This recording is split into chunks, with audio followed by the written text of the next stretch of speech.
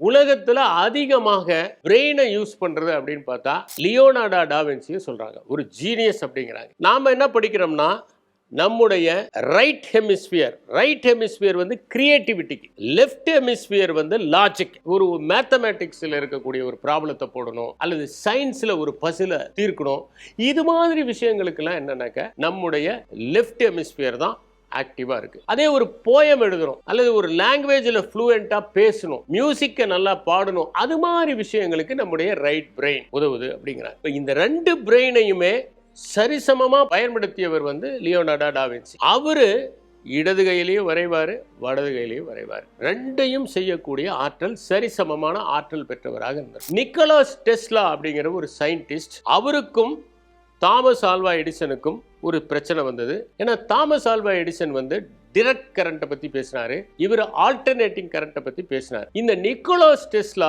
மிகப்பெரிய ஜீனியஸ், அவரும் இரண்டு கைகளையும் பயன்படுத்தக்கூடியவராக இருந்தார். ஐன்ஸ்டீன் அவர் இரண்டு கைகளையும் சமமாக பயன்படுத்தக்கூடிய ஆற்றல் பெற்றவராக இருந்தார். அம்பேத்கர் எழுதிக்கிட்டே இருப்பாராம் நைட்டு, வலது கை ரொம்ப டயர்ட் ஆயிடுச்சுன்னா இடது கையில் எழுதுவாராம். மகாத்மா காந்தி என்னன்னா ஹிண்ட் ஸ்வராஜ் அப்படிங்கிற ஒரு இதுக்கு இங்கிலாந்துல இருந்து சவுத் ஆப்பிரிக்கா போகும்போது கப்பல்ல வலது கையில் எழுதுறாரு, வலது கை டயர்ட் ஆனவொடனே இடது கையில் எழுதுறாரு. இந்த ரெண்டு கைகளையும் எழுதக்கூடிய ஆற்றல் உள்ளவர். சில பேர் பார்த்தீங்கன்னா விளையாட்டுல ரெண்டு பக்கமும் நல்லா ஆடுவாங்க. உதாரணத்துக்கு டெண்டுல்கர் பார்த்தீங்கன்னா ரெண்டு பக்கமும் சிறப்பாக ஆடக்கூடியவர். மைக்கேல் ஜோர்டான் ஒரு பேஸ்கெட் பாலர், அவர் ரெண்டு பக்கமும் சிறப்பாக ஆடக்கூடிய வல்லமை பெற்றவராக இருந்தார்.